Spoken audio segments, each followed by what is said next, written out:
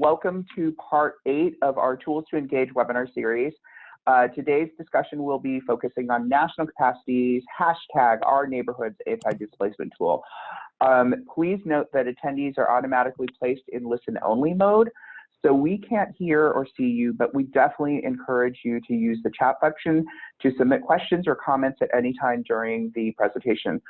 Catherine, my colleague in New York, and I will be monitoring the chat throughout the discussion, and there will be a more structured question and answer session towards the end.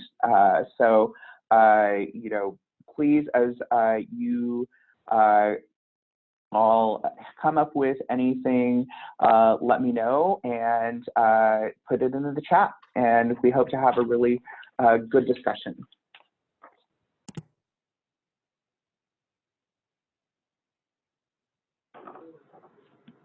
And also, one thing I want to appreciate is Quinn has shared, we will be sharing the PowerPoint and recording of the video after the conference. So if you have colleagues or people who couldn't make it, we are going to be sharing that out, and it'll be posted on our website as well. So, but we'll also email that to everybody who's on the call so you can share that with your colleagues. So to get started,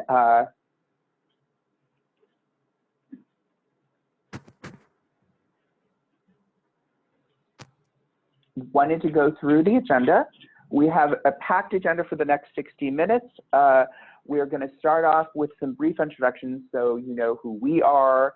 We get a sense of our colleagues from National Capacity and Raksha. And then for folks who are new to the Tools to Engage webinar, I wanted to give you a very short background about who Building Movement is, what Tools to Engage is, and do some introductions of the folks presenting today. Moving forward, we'll also have time for question and answers and talk about some additional resources leading forward.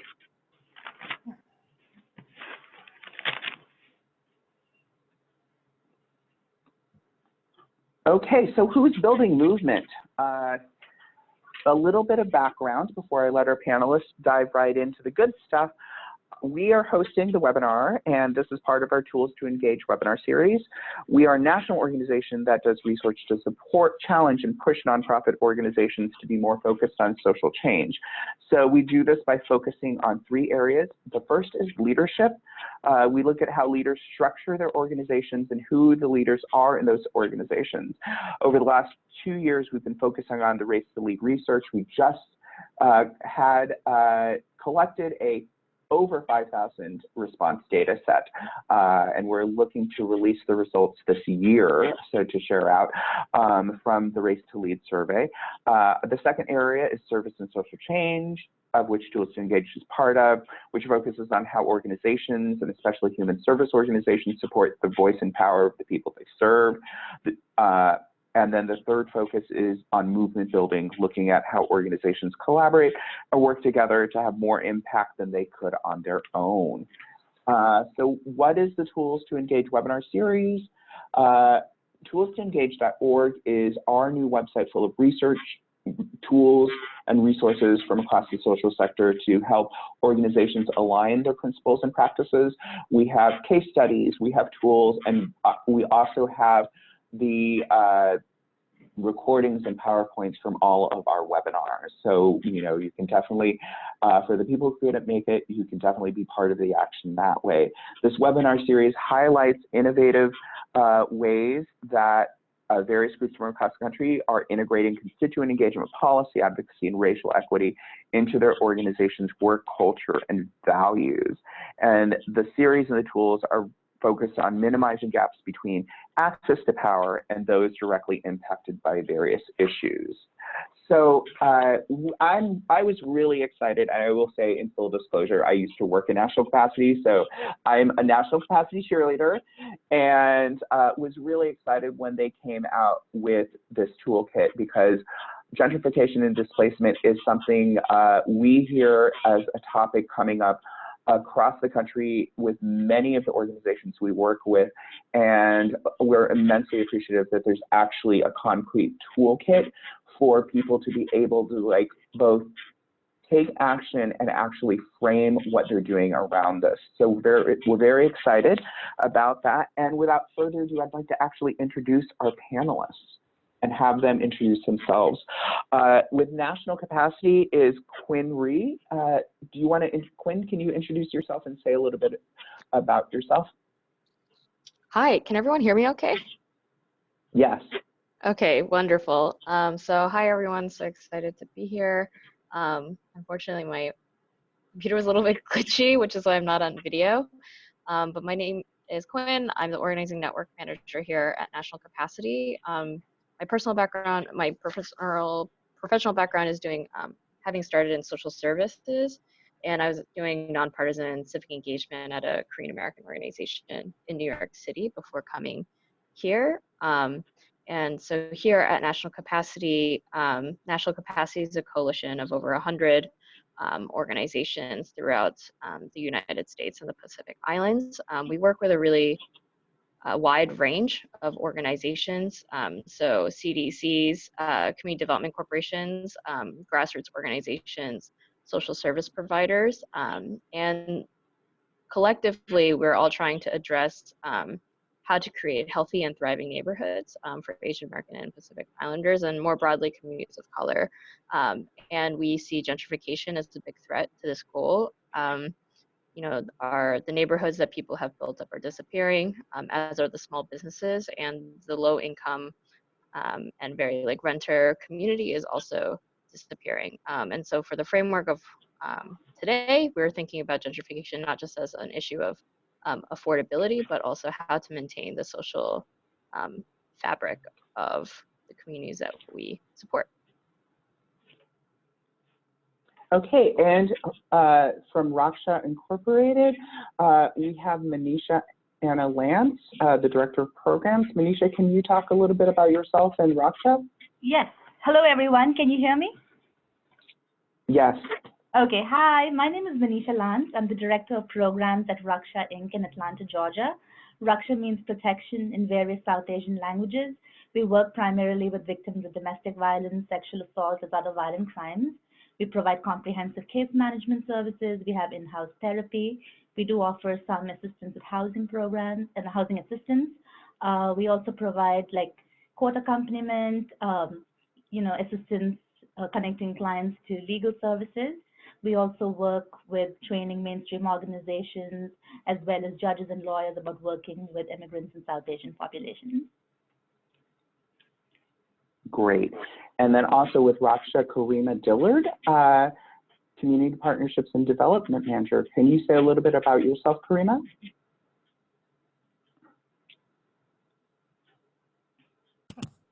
Hi, I'm assuming that everybody's volume's been working, so hopefully I'm also heard. Yes. Hi, everyone. I'm Karima Dillard. I'm the Community Partnerships and Development Manager with Raksha. So I provide advocacy services to our clients in the way of housing and legal advocacy, some economic support, but I also connect resources in the community, so connect our clients to resources in the community by developing partnerships with other immigrant organizations or ally organizations. I'm working in allyship with the South Asian community and other immigrant communities as well. And we're really, really happy to be here. Thank you. Thanks a lot. And now that we've introduced ourselves, I just wanted to say for the folks who are just joining us, I wanted to repeat that attendees are automatically placed in listen-only mode. We can't hear or see you, but we definitely encourage you to use the chat function. So you can submit questions at any time during the presentation. I'll be monitoring that. Myself and Catherine will be monitoring that throughout the discussion, and there will be a more structured question and answer period towards the end. Also, I didn't say this before, but you may want to put your video in speaker only mode so you can see the space of the speaker during each section, and it will save space in your screen to see the actual visual presentation. And finally, the slides and recording of the webinar will be made available, so don't worry if you catch every word and don't feel like you need to take notes. So now that we've given a sense of who we are, I thought we could get a sense of who you all are by doing a little poll. So we are going to ask you, please select the type of organization you work for.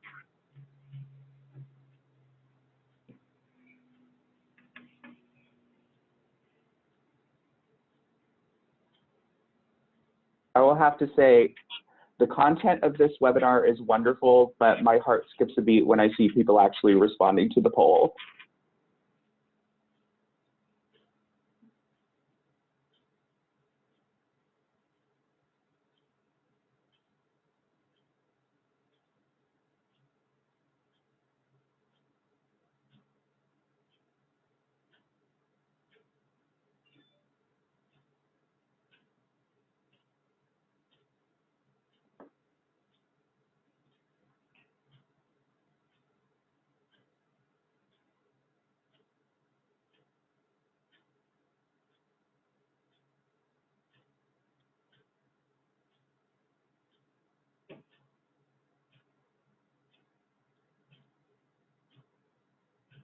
Okay, wonderful. I don't know if people can see the poll results, if they're popped up, but it looks like 7 of you work for a nonprofit service organization, 5 of you work for another type of nonprofit, 1 of you is a funder, and another of you works for a other type of organization. So it looks like we've got a good mix of people in the, actually now, can everybody see the results? Great. So it looks like we've got a good mix of people in the room, in the virtual room. And then also to find out sort of who you are, we're going to ask another question, which is, what is your role in the organization?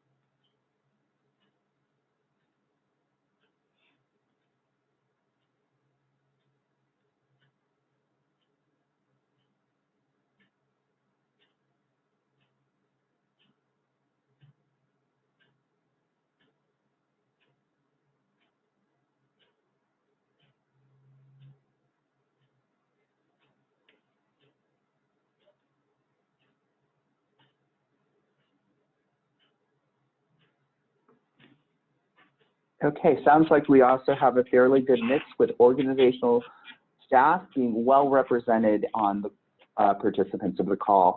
So that gives us a good sense of who's in the room, and you know, definitely I just want to encourage everybody to use the chat function if there are any questions or comments on the presentation. We welcome them. So thank you. And now I'm going to ask for Quinn, do you want to take it away? I think you've got your PowerPoint to share. Yes, let me just pull it up.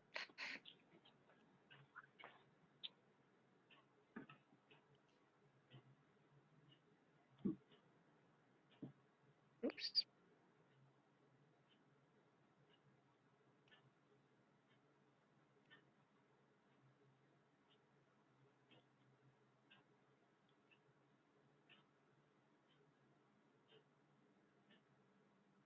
Okay, so hello everyone. So again, the tool that I'll be walking through today is what we call the OurNeighborhoods Anti-Displacement Toolkit.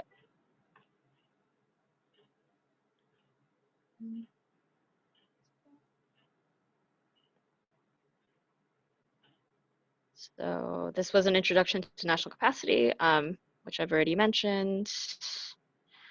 So for the agenda today, I want to go through why gentrification and displacement is an issue, especially within the Asian American and Pacific Islander communities, and then do a quick overview of the Toolkit website, talk through the relevancy of the toolkit, and also have the perspective of Raksha, which is one of our member organizations, before moving on to a Q&A. So in terms of gentrification and displacement, I think there is sometimes this model minority myth that Asian Americans in particular are quite well off, and that there's no sort of financial precarity within the population. But so if you look at the census data, Asian American and Pacific Islanders are the fastest growing poverty population. So you can see that the percentage of people living in poverty by race, and 3/4 of poor Asian American Pacific Islanders live in the most expensive housing markets. So these tend to be very urban areas, with close to 2/3 of poor AAPIs living in the most expensive neighborhoods, a rate that is nearly double that of the national poverty population. And so this census data basically illustrates what our members were telling us and experiencing, which is that the cost of housing is going up and the affordability is harder for people to manage. And so we really started to look towards how do we build power at the local level, and what can we do to help local organizations do more organizing work. The toolkit that we came up with broadly is built into these categories of building tenant power and building neighborhood power. Those are our two main toolkits that we released in late October. And then we have our stories section, which is stories from different campaigns, as well as different data resources that we've put together. And all of these guides and select stories are translated into 5 languages, which are Bangla, Chinese, Korean, Spanish, and Vietnamese. These were the languages that the organizations that we were talking to in order to build the guide said that they needed in order to use the toolkit, and it would be the most helpful. And so that is how the 5 languages were chosen, and Spanish in particular, because oftentimes the neighborhoods that like Asian Americans and Pacific Islanders live in are not just exclusively them, but also include a Latinx population as well. So now I want to go through the website itself. So if you go on to the URL aapineighborhoods.org, that's the hosting website. This is what our homepage looks like. It gives a short description of the Our Neighborhoods campaign. So the Our Neighborhoods is a network of Asian American and Pacific Islander grassroots organizations committed to addressing the issue of gentrification through neighborhood organizing. And so if you scroll, whoops, let me just, if you go to click on the toolkits here, under this button, there's the 2 main guides. So again, like there's building tenant power. So building tenant power, we framed this guide because we really wanted to empower the people who are being the most impacted by gentrification, which are oftentimes low income renters in multi-unit buildings. And so we created this guide that goes through different content, like why organize. We know that organizing is not something that naturally comes to everyone in every community. And so we do give a little bit of an intro to, what may be the interest in organizing. And then we go into one framework of how a building may organize, which is starting a tenant association, so the tenants can come together and be in a better position with their landlord to say that, like, can you address XYZ issues in my building? And for people who, in the process of building that tenant association, there'll be the process of reaching out to other tenants, holding a meeting, building leadership within the association. And then once everyone has come together to come up with a campaign or some kind of action to say, well, collectively, this is how we want to improve the conditions of our building. And if you get to the point of meeting with your landlord, some different things that in our experience could be helpful to consider. And so you can just accordion out any of these different sections. And accompanying this guide, we do have different resources. So if you scroll down here, you'll see These are 1 to 2 pages each, a tenant outreach guide, a sample tenant association, meeting agenda, building leadership. And so we built out these resources so that these are supplementary to the toolkit and are part of the toolkit as well. And to download the PDF in other languages, you just need to click any of these buttons here. So next, oh, this is what the PDF looks like, the building tenant power, the PDF guide. And we have different links in the guide to other resources as well. And Quinn, yeah. Quinn, can national capacity also, can people contact you at national capacity? Because I see this is a lot about sort of like that grassroots organizing piece, and for a service organization, can they talk to you or somebody at national capacity about how do organizations incorporate that into their organizational work? Yeah, absolutely. I mean, I think that was our purpose in putting together Great. the toolkit. We know that organizing is quite a long process, and we're definitely open to having meetings with people about it. I think the contact information should be here. I mean, this is our DC office and Oakland office, and then in terms of emails, info@nationalcapacity.org would be the right email address to use. Great. So the other toolkit that we had is this neighborhood organizing toolkit, and we know that not every all the circumstances are fit for a building, but there may be changes happening in a neighborhood. So maybe there's a luxury building that's about to be built, or you know, some other piece of development that's happening, or rezoning that people are wondering like what kind of changes it'll cause. And so for neighborhood power, I think, so I personally didn't come from a housing background before coming to national capacity, and so I do think that there are some topics within community development that can be a little bit inaccessible for people who are first starting out. And so we do talk about like understanding your city's development and planning process, as well as things like different policies that are in different cities for tenant protections, like what are zoning, what does this mean, this development process, because I do think oftentimes people think of gentrification as being really inevitable, but behind that there's a lot of things that are happening that the community may be able to provide input on.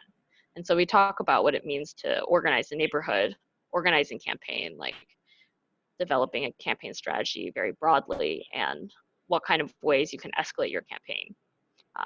And we also really encourage communities to get ahead of gentrification by doing neighborhood planning, to say, well, us as a community, this is what we want, and this new development does not fit into the plans of what our community wants and has supported. So those are the toolkits. And then here's our story section.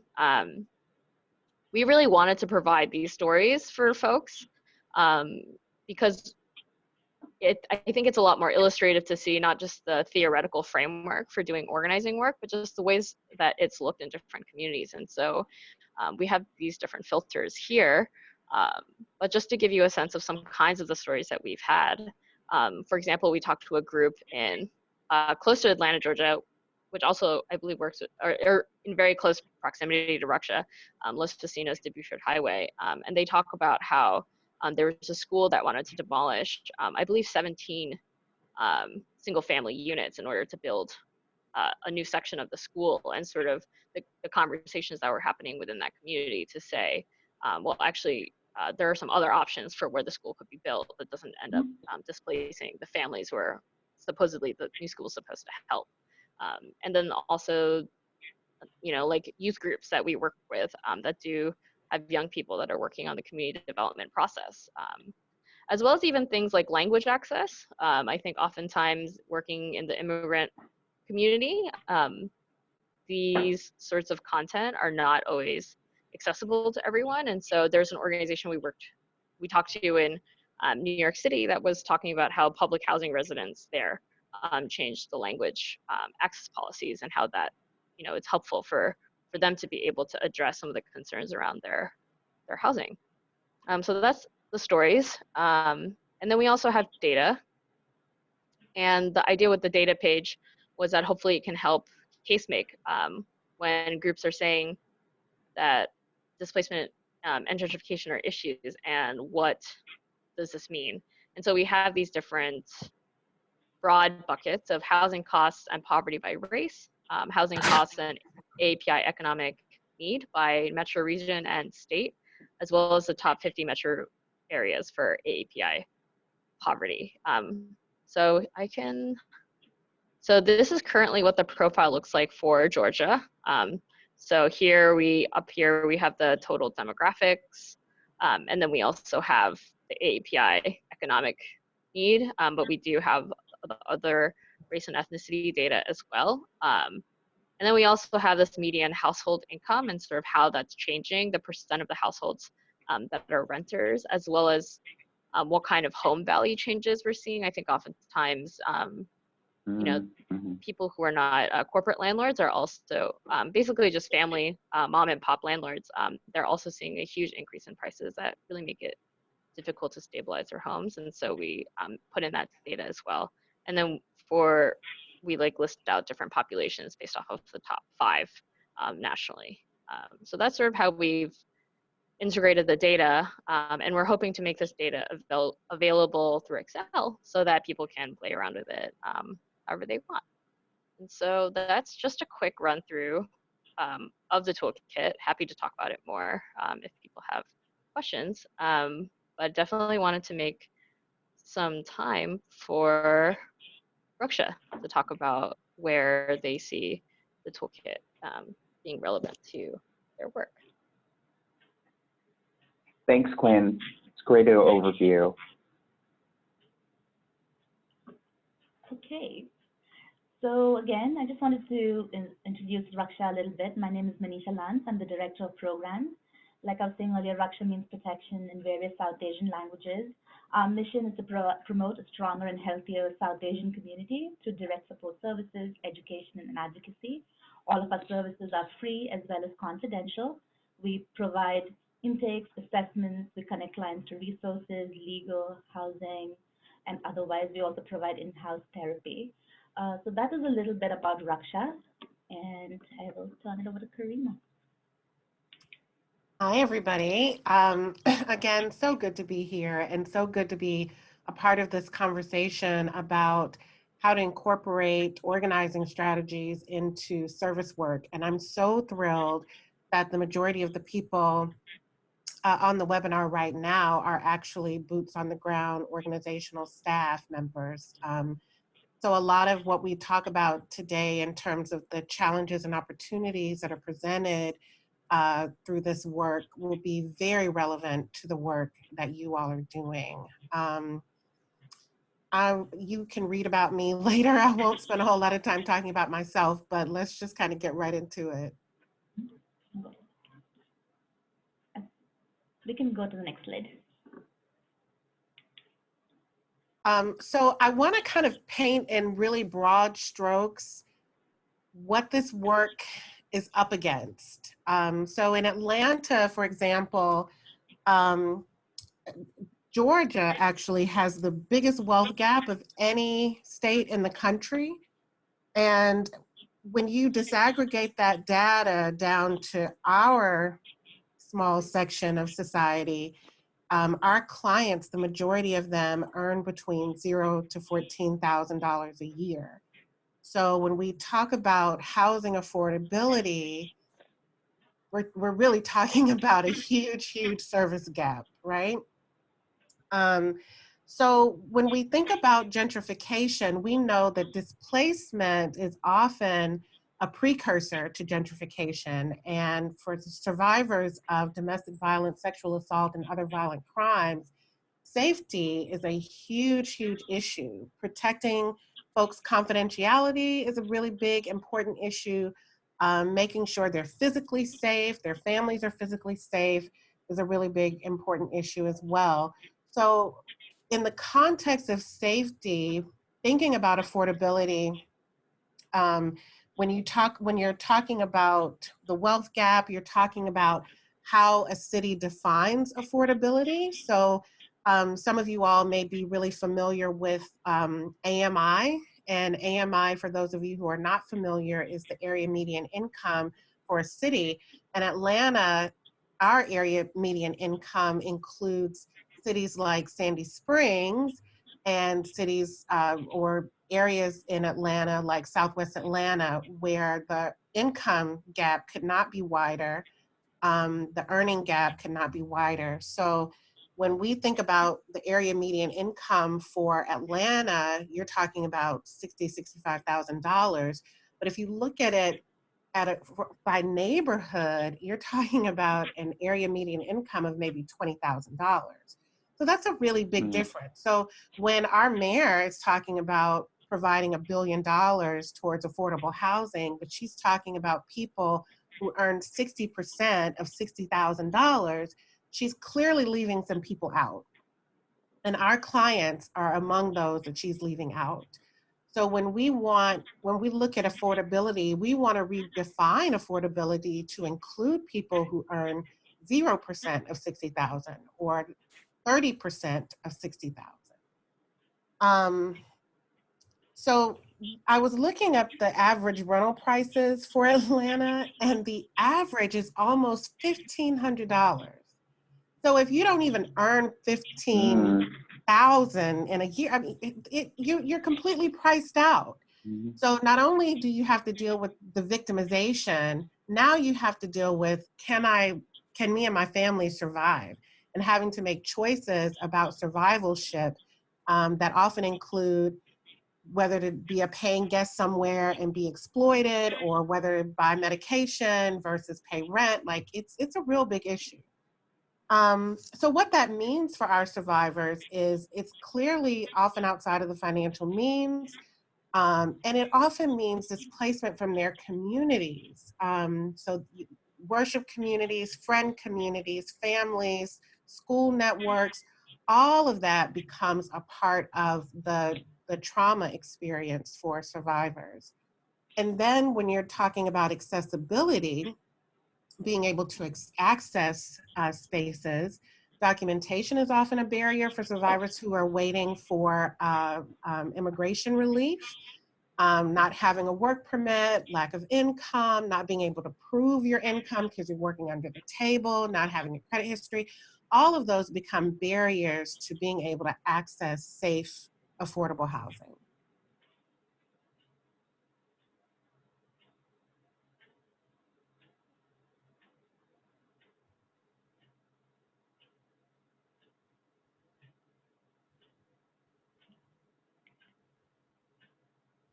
Manish, are you talking? No, I think this one is you, right?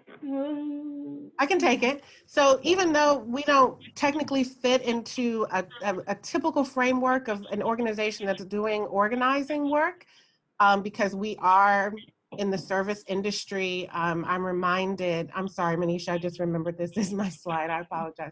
So I'm reminded of the public health parable, the upstream, downstream parable. For those of you who may not be familiar, I'll just kind of tell you it real quickly.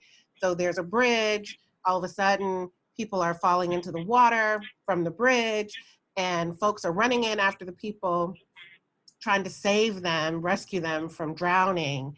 At a certain point, somebody looks up and says, hey, we need to be going upstream to figure out why the bridge is falling down and why people are falling off of this bridge.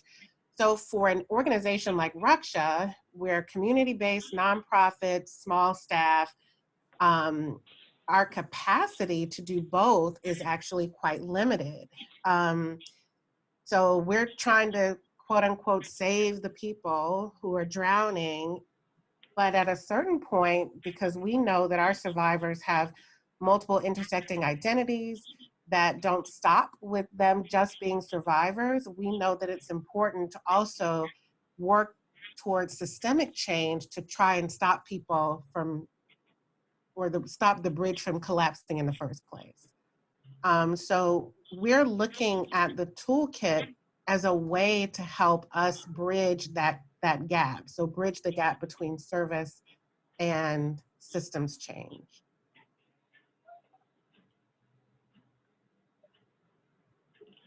Okay, so Raksha is a member of an organization called the Georgia Coalition Against Domestic Violence. And as one of the member programs, we advocated for House Bill 834. While we cannot lobby, we can still educate our legislators. So this HB 834 basically is Georgia's leasing law, where a survivor can break their lease if she's a victim of domestic violence and has a protective order. So this looked great because, survivor no longer had this, had to be under this particular lease if she wanted to leave. But what was concerning for us was what were the options once she broke the lease and then left, because there was hardly any affordable housing options. According to let me just look at to make sure that I have the right organization, but according to the National Women's Law Center, it basically states that domestic violence is the leading cause of homelessness, and DV survivors are more likely to be impacted by housing instability. So this is a great concern for us. While survivors could break their lease when they had a protective order because they were unable to qualify for other apartments because they didn't meet the rental criteria or were waiting for immigration status, this has been something that has impacted survivors as well. Another law that we did support, that we had educated our legislators about, was House Bill 346, which we call the Landlord Retaliation Law. And this basically protects tenants from retaliation from their landlords if the tenants call law enforcement. Again, this was great because people, could voice their concerns to the landlords and then be protected once they call law enforcement. Again, working with our survivors, since we work with a spectrum of survivors, this could impact undocumented survivors because landlords could use their lack of documentation as a means of intimidation. Can I just add quickly to this really quick? So the issue with the, can you go back? Yeah, there we go.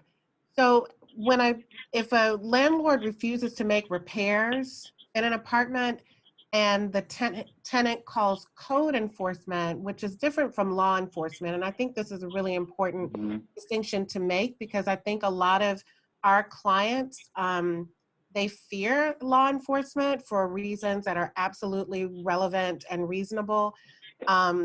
But we have experienced some of our clients being in situations where they're undocumented, their landlord knows they're undocumented, knows they're afraid and confused about law enforcement, code enforcement, and says, you're not gonna call code enforcement on me because you're undocumented. And they don't. They don't feel empowered to do that. Okay, we can move. Do you all know of any other states that either have passed these laws or are thinking of, or have these laws, pieces of legislation introduced? I don't. Manisha, do you? I think some of the neighboring states might have passed something similar to the Georgia's leasing law, but I am not 100% sure. Yeah. Okay, great.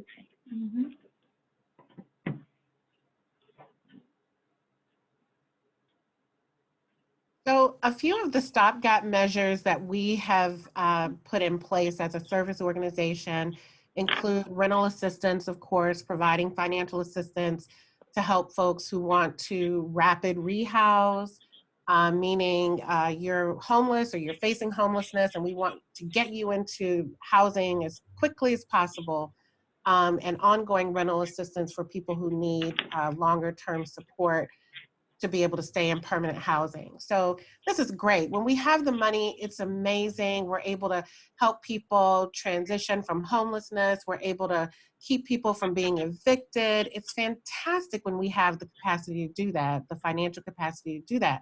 The challenge, of course, is when we don't have it, we can't. So it's always conditioned on funding from outside sources. So a couple of things that we've been able to, or a couple of organizations that we've been able to identify are PAD Split, which is shared housing within the community. This is a relatively new for-profit agency that works with homeowners and kind of convinces them to turn their rental housing into rooming houses and provides the rooms at a really reasonable rate. The challenge, though, is the residents aren't considered tenants, and so they don't have the tenant protections that you would have if you were in a typical leasing situation. They don't have leases; they are members, and they pay a membership fee and not rent. So I feel like that's kind of dicey. But in the short term, you know, for individuals who are looking for a room, they're trying to transition out of homelessness, or trying to transition to getting back on their feet, it sounds like it might be a good option for them, but it's not good for families, and a lot of our clients have families. Another stopgap measure is our relationship with Open Doors Atlanta, which is a nonprofit agency that works with landlords to relieve some of the rental requirements. So they might waive an application fee, or they may overlook a credit score, or the prices are a little bit more affordable. The challenge, though, is a lot of the neighborhoods that these apartments are in are neighborhoods that our clients have aversion to because of internalized perception of people from other races, cultures, neighborhoods. The opportunity, though, is that it definitely helps with affordability and accessibility across counties.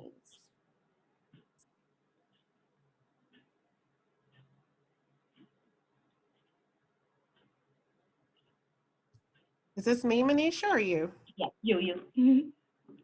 Okay. So we're informally connected with the Housing Justice League of Atlanta, and when I say informally, I mean that the three of us on staff just happen to be members of Housing Justice League, and I'm a newly elected board member as of a couple months ago. So we're kind of informally affiliated. We go to rallies and we go to meetings. But we're kind of interested, Raksha is interested in forming a more formal partnership, being formal members of Housing Justice League, to support a policy platform that they've recently released, that really talks about policies that can help with affordable housing in Atlanta. Two of the policies that I'm thinking about are redefining affordability at 0 to 30% of the area median income, and rent control. So redefining affordability can get our clients into housing. Rent control can keep them there. Okay, so like Karima and I were talking about, Russia is a pretty small organization, but talking to the clients and the constituents that we serve, there is an interest definitely, you know, for survivors to speak and to advocate for themselves, both at the at the Georgia State Capitol as well as at other levels. So something that we want to do, this is in a very nascent stage, but what we would love to do is for building client leadership within our own survivors that we work with, as well as partner organizations. So some things that we would like to work on is educate clients on how to talk to their landlords, host know your rights workshops. You know, so I'm sure like aspects from the toolkit, especially around tenant organizing, would be something that would be very helpful in how we could empower our survivors, because lots of the legislators do want to hear directly from them. So we are looking forward to incorporating this toolkit. This is still in the pretty nascent stage, but we're hoping that we can move forward to have more of an advocacy piece as well.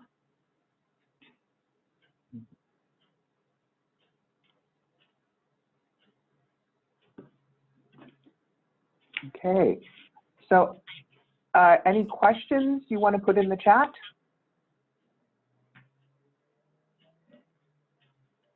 Can I get control of the screen, because I love my poll. So I do have one more poll for the group.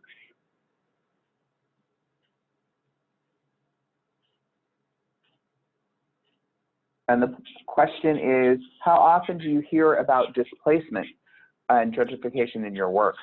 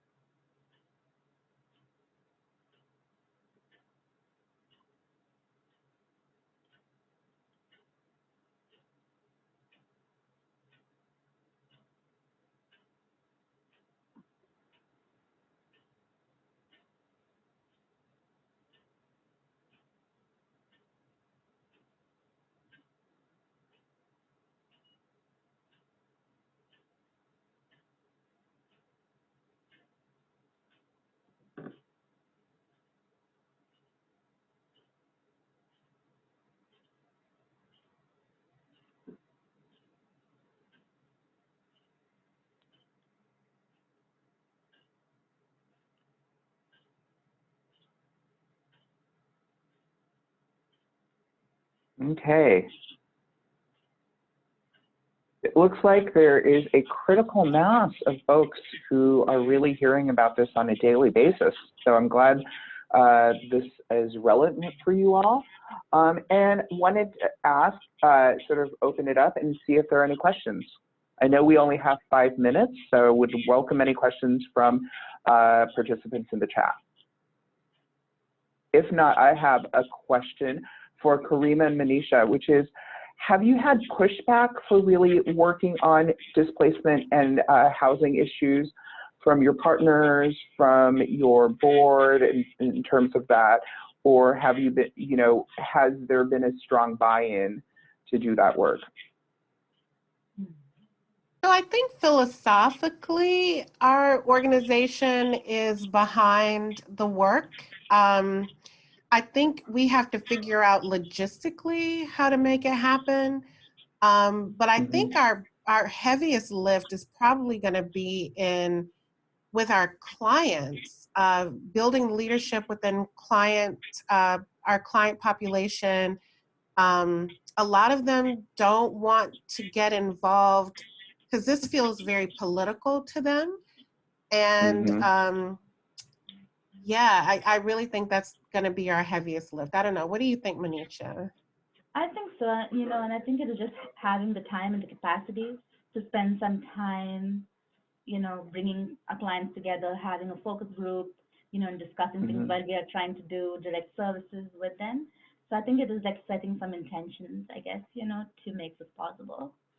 Because I do have clients who tell me, like on an individual level, if it's something about healthcare or about housing, you know, let us know. We would love to go and, you know, let people know because they are impacted by this on a daily basis, right? So, yeah, so it's just like getting everybody together and, you know, making this possible. And Quinn, how did National Capacity develop this toolkit? What was the process for that? Yeah, sure. So in 2016, we came up with this like anti-displacement strategies report, which you can find on our website. But that report basically just collected a whole gamut of different ways that people were trying to address the rising cost of rent and the gentrification and displacement that was happening in different cities.